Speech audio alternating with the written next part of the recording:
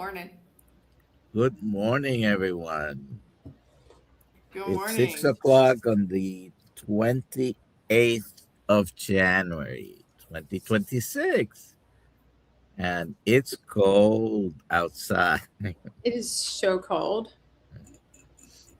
Uh, please put in the chat where you're watching from and if you can, what the temperature is where you are. Yep. 34 degrees in West Volusia in Central Florida. And Lakeland. It's I don't like it. in Lakeland. I think it's like 60 degrees outside where I live. Oh, shut up. Yeah. But that's cold. So this I'm wearing morning a we'll hoodie. be talking to Coach Becca, and if you have any questions for her, just put them in the chat, please. QQQ in front of it so we can pick them up, and also hashtag KMT for a chance to win. Let's do a Kiltz Cup. All right, Kiltz Cup coming your way. So I found out that if your child throws it off a table, it'll break. Yeah. While playing Monopoly. It is. I think I've got everybody beat so far on the temperature. Oh, nope. Connecticut, 4 degrees. They beat me. Wow. It's 15 here. I'm sure Chicago. -2 in Pittsburgh. We lived up in Pennsylvania for a time, and my parents lived with us for a little while. This is right before I went keto, and I'm telling you what, it got down to -16, and that was cold.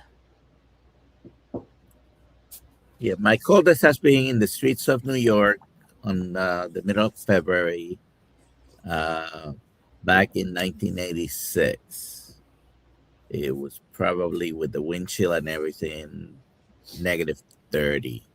And one of my cousins once wanted to go to the Statue of Liberty, so I was dumb enough to say, yes, let's go.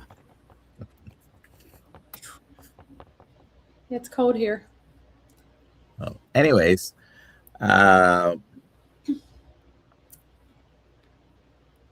let's 4 degrees in West Virginia. Terrible. Oh, my home state. which one is your home state? West Virginia. West Virginia. Okay. West Virginia. I remember the song Mountain Mama. Okay. So Rebekah, good morning. Thank you for being here with us this early. You probably start your day early anyways, but Not this early. It's 5 a.m. where you are? It's 5, yeah. All right. Well, thank you for I being got used to my kids not going to school and waking up at 6:30 instead of 5:30. So. Oh, yeah. Even in Miami, it's cold, I guess. It's 48 degrees. Anyways, well, thank you for being here. Let's start with talking a little bit about yourself, and we can have a quick review of your personal story with carnivore, keto. Most people here probably know who you are, but we often have new people coming into our morning life. So, and then we can take it from there. Yeah. And have questions from the audience and all your wonderful knowledge. My wonderful knowledge. So, yeah, I'm Rebekah. I am a nurse in school to be a nurse practitioner. I'm a certified primal health coach and a certified ketogenic nutrition specialist. And my journey began with 2 autoimmune diseases. One primary, one secondary. I have Hashimoto's and I have Sjogren's. And back in 2018, I briefly mentioned that I had taken care of my parents when they lived with us. After that, I was really going up to that. It just kind of was this progressive fatigue. I was on high blood pressure medications. I was on pain management for the pain that Sjogren's caused. Yeah, I was on all kinds of medications, anti-anxiety meds, antidepressants, hypertensive medications. And my husband would have to beg me to get out of bed. And I always tell the story because it could be very relatable for those with people with autoimmune disease. Like the fatigue can be so crushing. Mm-hmm. But I remember even before that, before I even moved, I would go through these flares, and it was actually on post here because we live in Fort Campbell, Kentucky now. I remember being wrapped up in my robe, laying on the couch, not being able to hardly move my arms and legs, just being so fatigued, like crushing fatigue, and laying there, tears streaming down my face as my husband came home and took care of the kids and did the housekeeping and cooked dinner for everybody because I just couldn't get off I just couldn't get off the couch to help him. And after my parents moved out, I was like, something has got to give because there's no treatments really for what I have. There's no treatments for Hashimoto's except for thyroid replacement. There's no treatment for Sjogren's except for a medication that can make you absolutely bat crap crazy, apparently. Makes you very angry. Plaquenil, if anybody knows what that is. Yeah, it makes you very angry. And I'm one of those rare people that it did make me angry. And I was like, nope, can't do this. And my brother was like, hey, there's this diet called a keto diet, and you should try it. Funny thing is 8 years later, my 8-year anniversary is next month. Well, March. We're not quite to February yet. And I'm the one that stuck to it. He didn't. But I got such profound effects from it and being like, not just the weight loss, because weight loss does help with fatigue. Let's be real. If you weigh less, your body, needs, less. And I was like, I have got to learn more about this, dug into the science and became a science nerd and really just went with it from there. It wasn't until 2022.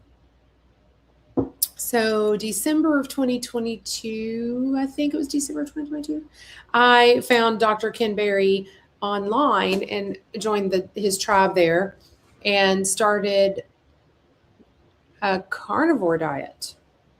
And that was January of 2023 that I started their challenge.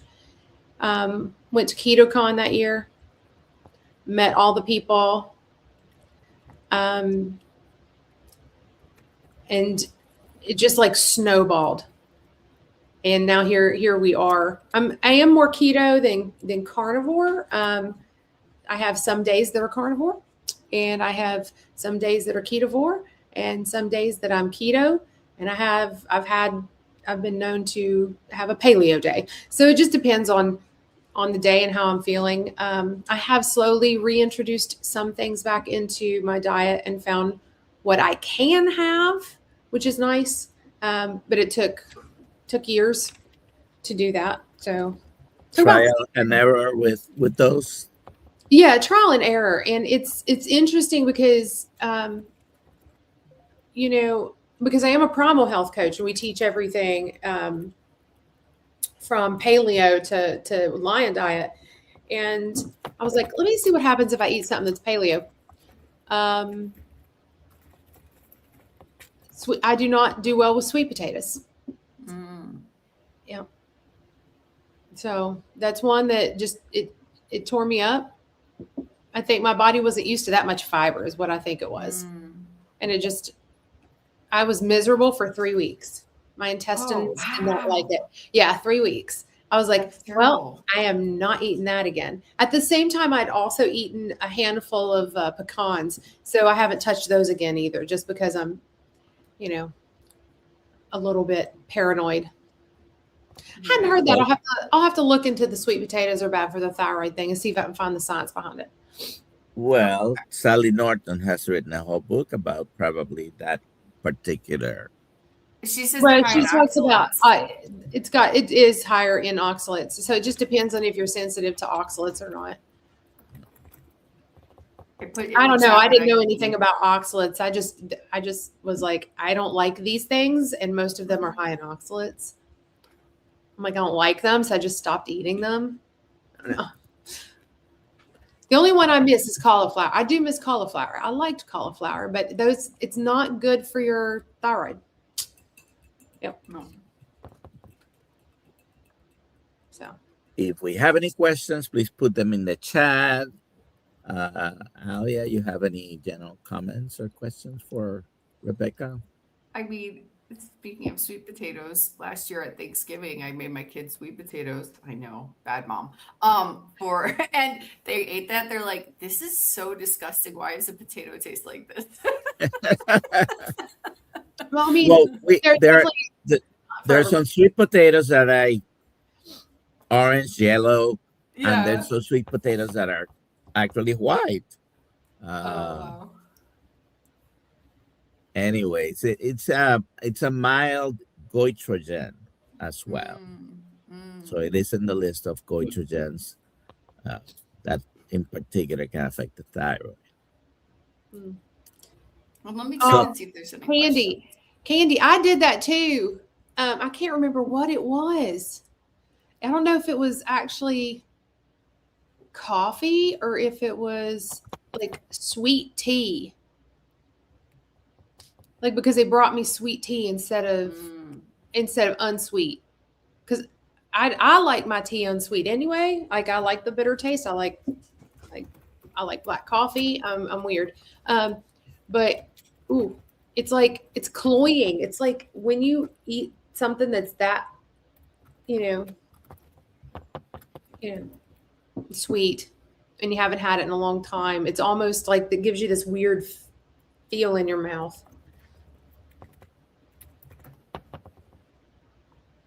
Let me see. Why many people like you and many others here come to carnivore keto diets because of different conditions, autoimmune. I think it's a very frequent one because it's sort of a last resort, right? Yeah.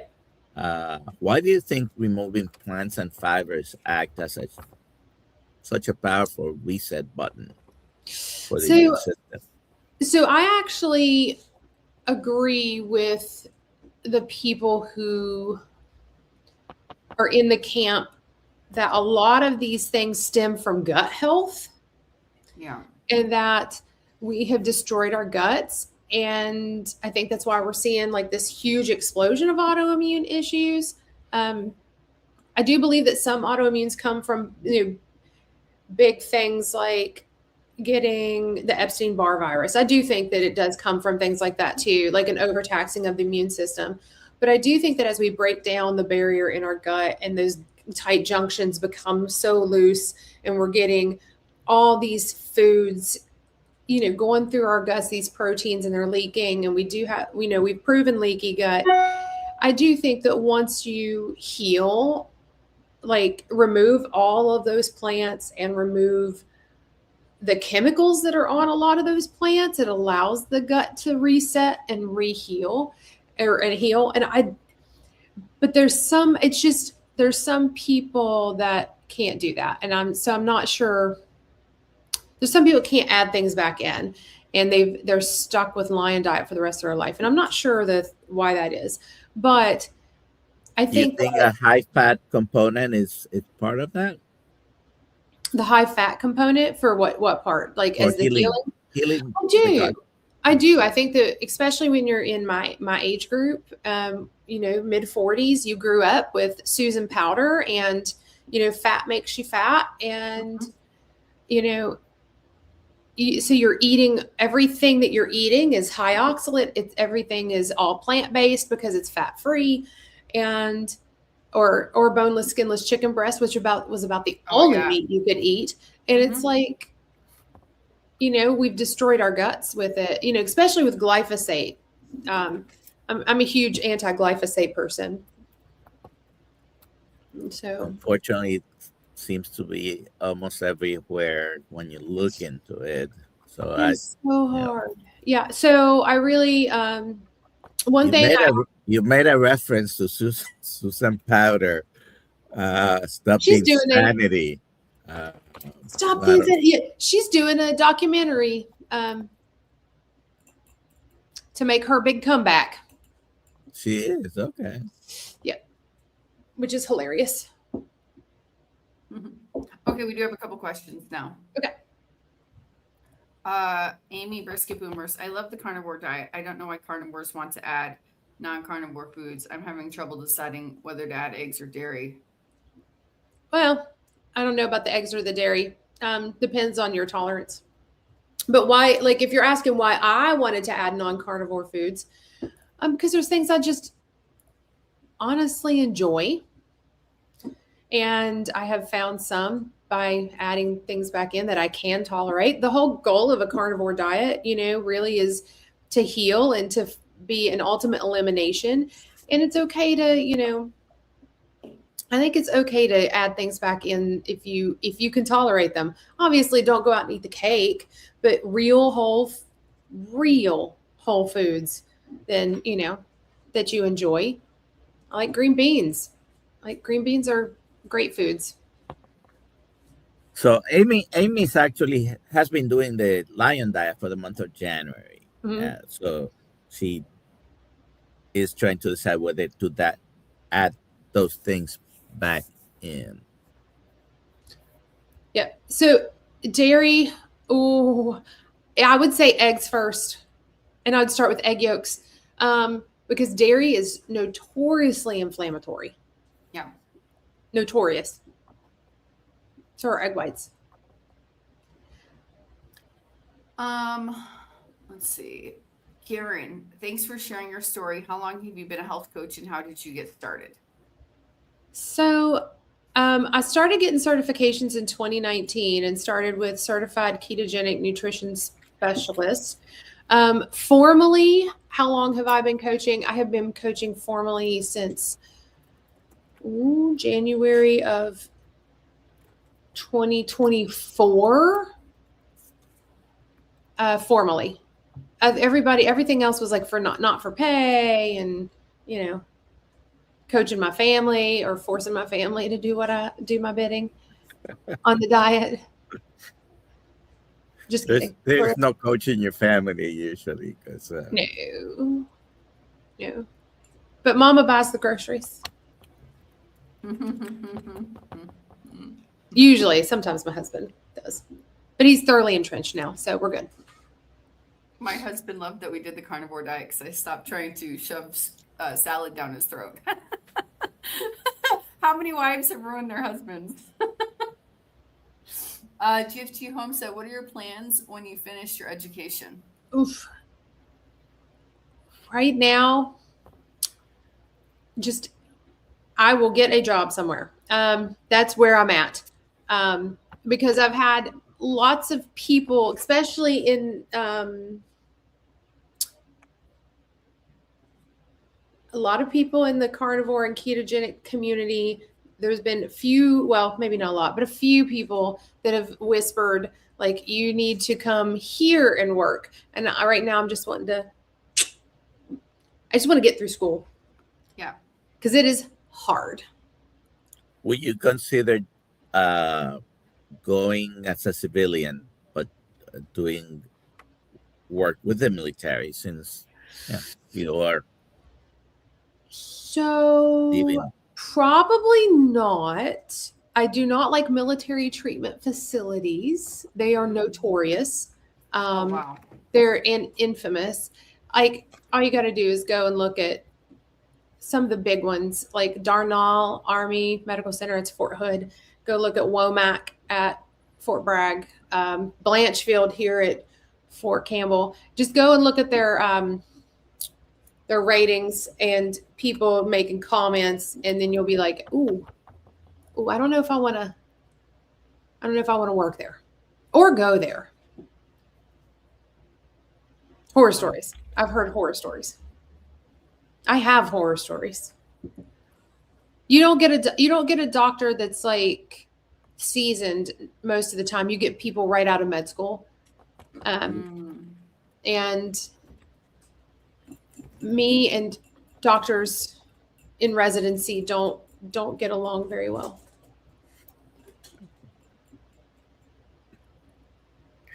Let's do the next question. Let's see. Esparza87. For the guest, what was your training to become a coach and what did you think about it? So I've done a couple different programs. So the certified ketogenic nutrition specialist is just to say that you're certified in ketogenic nutrition. Some people use it for coaching. It's really not a coaching program. But I do know a lot about ketosis. But I trained in Maria Emmerich's program first and was one of their coaches for a little while. And their program is okay. But discovered primal health coaching when I was over in Dr. Barry's community and looked into it and actually did a call with one of their people. And I really liked their program. I liked that it's widespread. You're not narrowed into this one diet. You can be certified in different things with them. And I really liked that. The program is pretty comprehensive, especially if you do their master program, which I did not do. Very comprehensive, built on business model also, so you understand the business side of it. Scope of practice was hammered into your head. Lots of just really good information. And the science is there too. So very science heavy in the beginning, and then it goes into the business model at the end. So I really like that program. Yeah. Awesome. And if I had it to do over, all the way over, I would have done the nurse health coach, which is where you combine both nursing and health coaching. And I would have done that one. Aren't you almost done with your certification to become a Kiltz Health certified coach? Almost. Almost done. You can add that to your list. Add that to my list. I know. The Kingdom Way. There's other questions, but this popped up. So can you speak more into the effects of brassicas on the thyroid, specifically thyroid nodules? I don't even know what brassicas is. It's like the they are goitrogenic foods, and brassicas are cauliflower and I didn't actually know. Yeah. I don't know the science behind it because I've never looked into it, which is weird. I know I need to look into it because I do have Hashimoto's. But there's just a list, and I think probably if I had to speculate, it is probably because of their effects on inflammation. And of course, then it's going straight to the thyroid. Anytime that you've got Hashimoto's or thyroid problems, when they do an ultrasound on your thyroid, you have what they call heterogeneous inflammation and swelling across the thyroid. And it will go in and affect small cells more than others. I have actually some of my lymph nodes that have started to have swelling. Now it's been a few years since I've had a thyroid ultrasound. But it starts to affect all of it in there. And it's not just the thyroid. It actually starts to affect the muscles and the nerves that actually go into the voice box too, and the muscles around the vocal folds, which is why you hear, like, I have some, every now and then I've got some hoarseness. Yeah, they might block the iodine receptors. Yeah, which I am not one of those people that feels like people need to supplement a bunch of iodine, though. If you have thyroid issues, I would much rather have people eat thyroid-rich food, iodine-rich foods, like eating shellfish, or seaweed. If you want to, there's like ground seaweed you can sprinkle over your food. Lloyd, Rebecca, how is your nurse practitioner school progressing? It is, well, slow. No, so I've still got a 4.0, still doing well. I have the class I'm in now plus 2 more and then clinicals. How long does that take to get through all that? It will be, I'll have 6 to 9 months of clinicals. So that'll start in July. So whatever 6 to 9 months from July is. Next year. Yeah, sometime at March-ish. Nice. And you will be done with the whole program? With the whole program. Before a blood test, can I have black coffee? Oh, sorry. Typically, yes. Yes. Typically, as long as it is 100% black and you're not putting anything in it. Oh, my buddy Jonathan's in the chat. Carnivore muscle. The real Dr. Nelson has a question. In your nursing experience, have you seen correlation between high carb standard diets and the rising rates of conditions like Hashimoto's, lupus, or RA? I have not put it together that it is a high carb. Listen, like, all these people eat high carb and all these people eat low carb. These people have it and these people don't. But what I can say is that typically people are not a healthy weight. And so you see a lot of people with insulin resistance or metabolic syndrome that also have like autoimmune issues. Does that answer your question? Sure. Chuck, I just wanted to read this. A bill went to Michigan House Committee. They approved a bill that would change the state's ban on raw milk sales. If passed, it would allow farmers to sell directly to consumers. Hope for all the states. Well, that's great news. That is great news. Karen again, where is the program for a nurse health coach? I'm a nurse currently in the KMT course and taking courses at the Nutritional Network. So that is the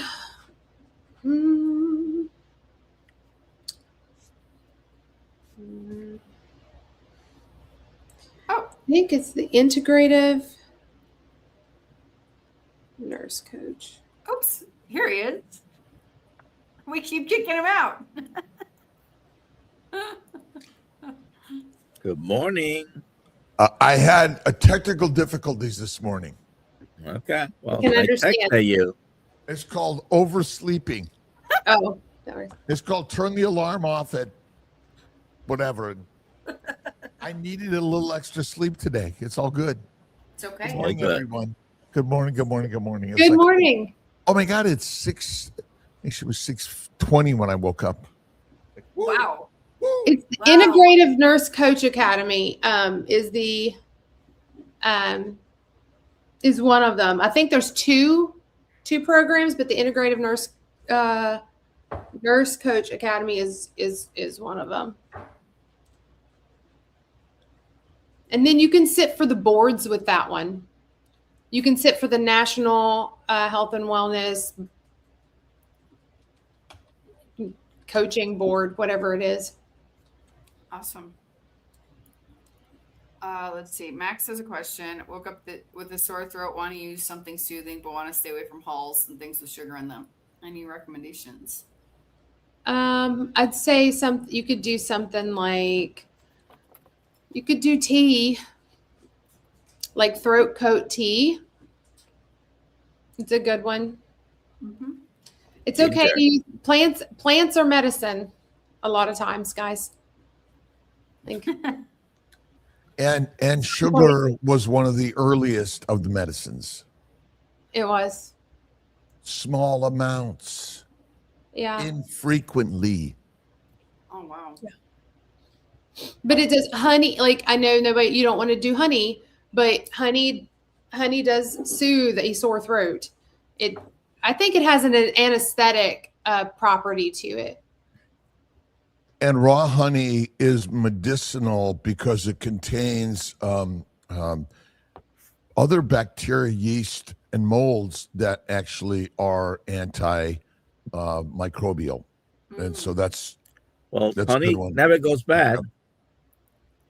Also, Nope. like butter. I've never seen it. I've never seen it mold. I've never seen it mold. Well, there have been some honey found that it's thousands of years old. And it's still okay. Oh, that's what I have in my cupboard. Is thousands of years old. Well, yeah, you were around. Yes, I was, wasn't I? How do plant defense chemicals like lectins, oxalates, and phytates specifically trigger an overactive immune response in sensitive individuals? Coach Rebekah. Honestly, I think this all goes back to gut health. Personally, I think it goes a lot back to gut health, especially if you're not healing. If you're actually not healing the gut and getting those tight junctions back, and that just takes time. I might stir up some controversy, but did anybody watch Michaela Peterson's Yep. her podcast? It was fantastic. I was so happy that she I think that was really fascinating with all the mold, and having to go through mold treatment, having to go through the gut healing. She had parasites, which, I know we don't talk spoke about it last night in our Zoom call within the Okay. community a little bit.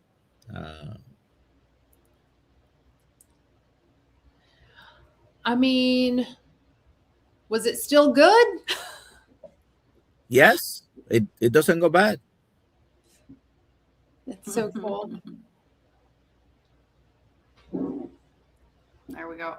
Anyone else have any other questions? By the way, some wound specialists use it Yes, they do. because it's Oh, wow. antimicrobial. It doesn't go bad, and Yeah, doesn't promote.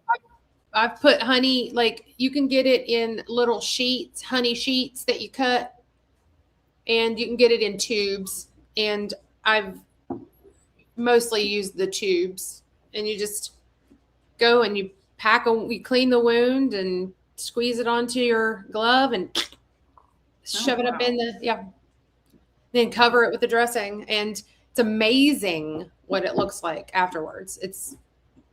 Do they have that in hospitals, or is this just a home remedy? No, this is stuff for wound care specialists. When I've had to go out in hospice, we would have And some physicians do prescribe it as part of the wound treatments. Yeah. And it's usually us nurses that are recommending it. It's so hilarious on wound care. Well, We're like, hey, can we get this? Yes, you can get that. The real healers are nurses. My fertility center is run by the nurses, and they're the most important healthcare practitioners in the world. So I think this separation of church and state, or doctors and nurses, is ridiculous. By the way, really great book, Most Delicious Poisons by Noah Whiteman. And really, plants, we're not saying plants are like, oh my God, don't ever touch them. They have immense value. Actually, plants, because of plants, we're all alive. No plants, no life. No photosynthesis, no life. No air. No air. And the microbes too. No microbes, no life. Bacteria and viruses are all part of the life cycle for all of us. They don't exist. We don't exist. Here we go. Ooh. Leah, could someone explain what ketoacidosis is? I know it is not related to ketogenic. My son is having this issue, and it was treated with blood transfusion, but no explanation as to what caused it. Ketoacidosis is typically caused because usually you're a type 1 diabetic. It's rare in type 2 diabetes. And usually if you are a type 2 diabetic and get ketoacidosis, it's because you're on something like an SGLT2 inhibitor like Jardiance. But if somebody's a type 1, then it's because they don't make any insulin. Because insulin is while insulin does a whole lot of things in the body, a whole lot. I can't teach a class on it. I'm not that well versed, but I know a lot. But insulin, one of its actions is actually to keep your body from going into ketoacidosis. It's one of the checks and balances of your body. So when you need ketones for fuel, you can make them, but insulin keeps you from making too much. So I am not 100% sure why. And I don't know why it would be treated with a blood transfusion. Have you got the two doctors? Have you heard of it being treated with a blood transfusion? There must be some unrelated factor there. Well, you can It is have. not treated with a blood transfusion. That's what I didn't think so.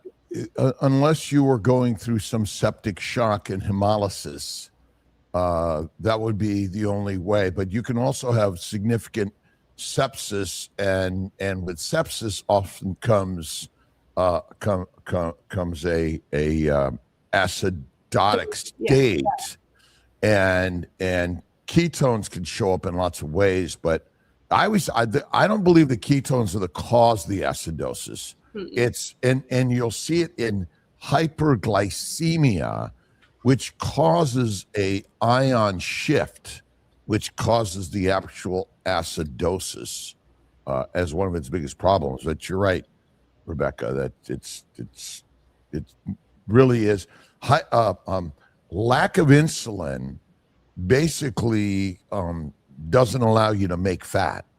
And so people continue to eat and eat and eat. If you actually were a type 1 and didn't eat and had enough fat on your body, you would not go into ketoacidosis. Because insulin's job, in my opinion, which is different than pretty much everyone else, is really very narrow. It's to make fat in the liver. And we've remembered the scientists have made such complicated nature out of nature when there's some simplicity to all of it. We are hyperphagic in a sugar environment because we're supposed to be, because it wasn't around very often. Honey and all the sweets, when you found it, you better eat a lot. And you're going to have to fight for it. Oh my God. Forage and fighting, right? They all go together, right? It's not an easy environment. I was at dinner with someone last night and said, well, life is much more stressful than it used to be. I'm sorry. Like, you've got easy street in our life today. It's a different type of stress, though. It's a whole other type of stress, though. Well, we make it, our minds are made up of like, oh my God, it's like, ultimately, you don't have to hunt and gather for your food. It's delivered, right? You could stand on a corner and it'd be given to you.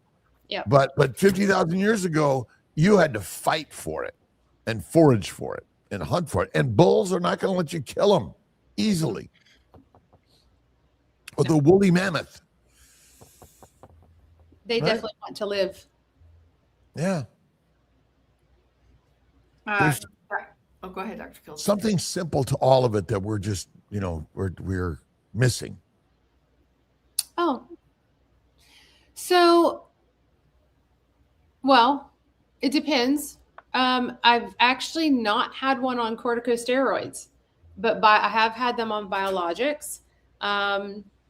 And one patient, super interesting. He's an athlete, like, it's a very interesting athlete, and similar to a gymnast, and he needs the use of his hands on rings a lot. He has RA, and he came to me. He's like, I've been doing, carnivore, and I just can't get the inflammation to finish coming out of my shoulders and my one hand. Here's how I eat. And we talked about everything else too, because we always talk about the 4 pillars. I talk about their nutrition, their sleep, their stress management, and their exercise.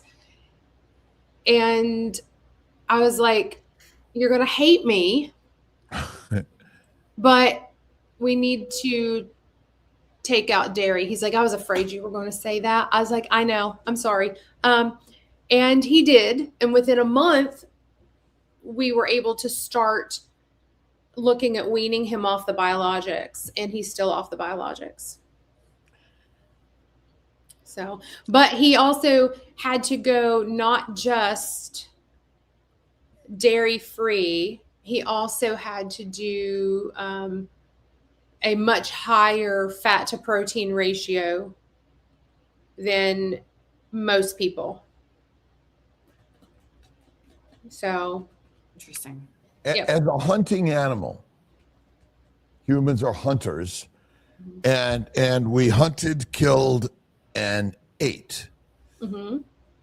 Were we eating just lean meat, or did we Yeah. eat all the meat? Well, I think they ate all the meat. But I'll tell you, it's an interesting story. So we like to watch things. Well, my husband does. Likes to watch history stuff, right? About America. There's like the men that built America, and the men that built the frontier, and the men that built, business or whatever.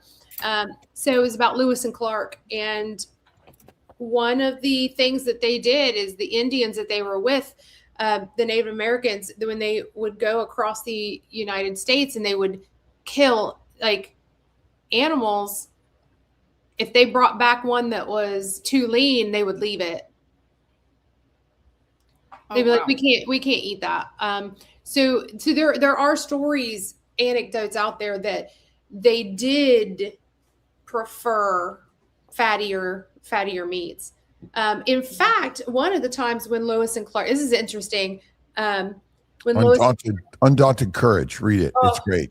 Well, when they went across the Rocky Mountains and they ate their pack horses, and by the end of it, they also ended up surviving by eating the tallow candles. Interesting. Yep. And the natives knew that. They were like, here, I've got these things. This is our last resort. Eat the candles. And they did. And that's what got them over the Rocky Mountains in the dead of winter. And without the Indians, Lewis and Clark would not have made it. They never would have made it. Sacagawea was such an amazing individual. And think about it, when Lewis and Clark did that, horses were already introduced, and many other European methods were already introduced to the Americas, which again, because I was only in the 1800 beginning, just at the change of, and so there's so much that already had been brought to the Americas. Mm-hmm. They were blessed to have the Indians and all that. But I mean, ultimately, protein poisoning is real. That's, I think, one of the biggest problems, and with the new food pyramid, which says 10% or less fat, which is less saturated fat. Yeah. Well, animal fat, to me, fat is animal, oils are plants. This idea saturated is all just another modern scientism. Yeah, but the saturated fat, the animals have saturated and monounsaturated and polyunsaturated fats. Animals make fat. But it's in the right ratio. Make oils. Yeah. But there's a simplicity to it if you're eating animal fat, but like chicken and rabbits and turkeys, I mean, and so much of the way we cook our food and present our food, and that's processed, there's no fat. Could that be one of the biggest problems for so many people? I think so. I think that if you're not feeding your body the right nutrition, everything starts to break down. So I've seen a lot of people feel much better once the women, especially women. Read the comment, Al. Yeah. I read your comment, but I want feedback from the panel. What's the question? Yeah, I wanted you to read her aloud. Oh, read it. Oh, I thought you meant the one you put up. Where does fish come into play in our ancestral diet? I mean, I like fish. I don't know. Well, but I mean, I think that if you were able to catch it, you probably ate it. We were immensely creative in our ability to hunt and gather and fish. And ultimately, we never just ate the fillet. All this fillet of fish, fillet of meat, filet there's no fat. It's not natural. You ate the whole thing, the bones, the brains, the organ meats, and the skin. We've Wonder when gotten that soft. changed. Yeah, I wonder when it all changed. Rebecca, soft. I love it. We've gotten soft. Dr. Kiltz, what's the definition of scientism? Yeah, I like it. Basically claiming that science has more truth than spirituality, which is false. Science is just another story that we've all kind of come to agree on, and we've given authority to science over our ancient stories from our grandmothers and our grandfathers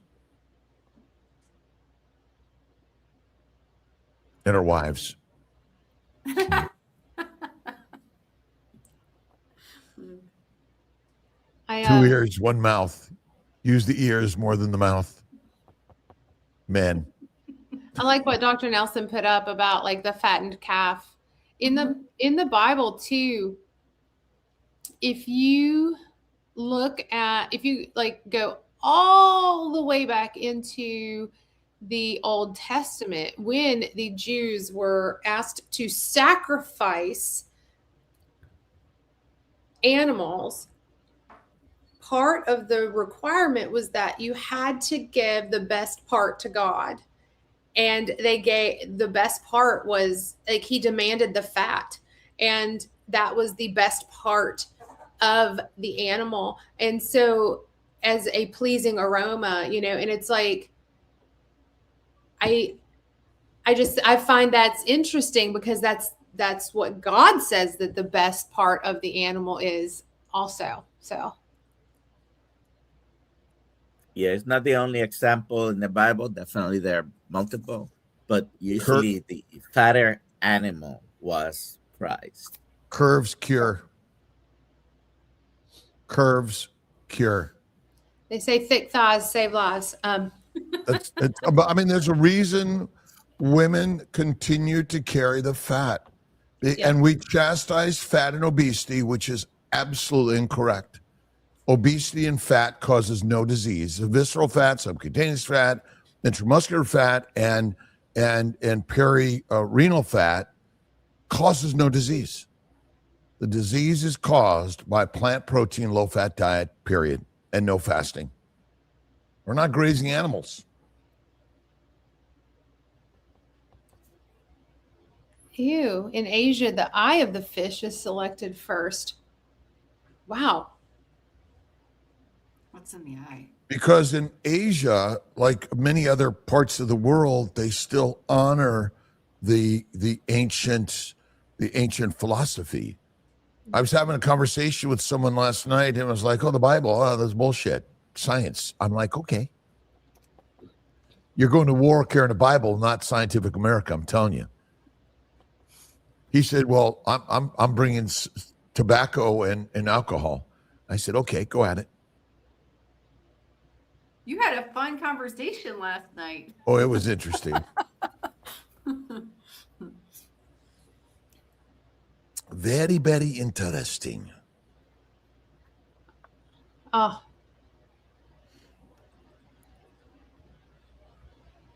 That's fun. You gotta have a lot of faith to believe in some of the science out there too. Well, and again, science is a story, and the problem is we've taken it as authoritarian truth, and that's our problem. It is more untrue than true.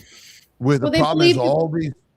They believed that bloodletting was the cure to everything for a long time until we proved it was detrimental. It's helpful. It's helpful when it's performed on someone else. It's very helpful for your enemies. I was going to say that's it.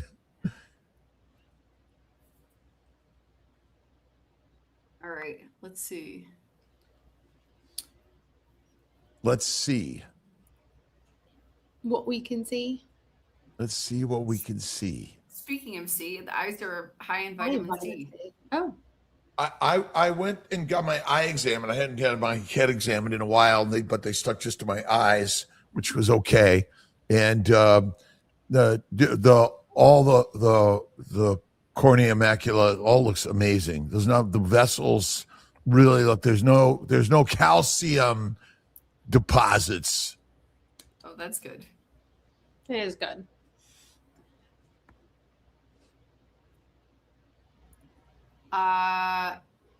Taco today. I was diagnosed with diabetes after my blood sugar shot up to 1100. I'm thin and active and have a good diet. I don't know what to do. I think they're wrong. What's the good diet? What's your good diet? Well, that's liver damage. That's liver damage and pancreatic damage. Hepatorenal syndrome or hepatic and multi-organ system damage, but 1100 is absolutely likely you have loss of your insulin and or liver damage or both. Obviously it's like get it really checked, but it's like diabetes is a diet disease. The lectins, oxalate phytates are likely part of the cause and the culprit.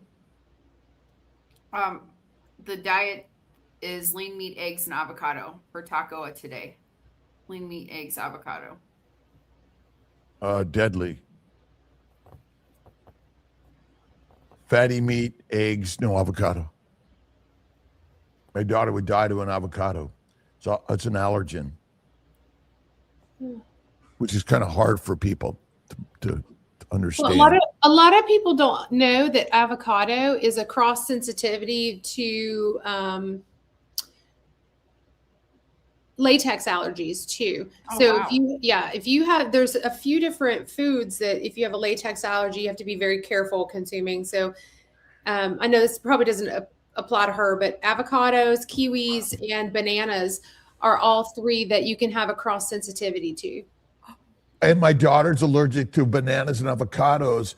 And what if almost every disease we're suffering from is an allergenic reaction? All it is, right? It's like poison ivy. We make a complicated story out of like you're allergic to something you're breathing, drinking, or eating. And if you remove it, bingo. And that's why the Lion's diet is one of the very best things you could start with. Yeah. I'm allergic to latex also. Which is in almost every plant. Yeah, a lot of women find that they are allergic to latex in very interesting ways. Yeah, so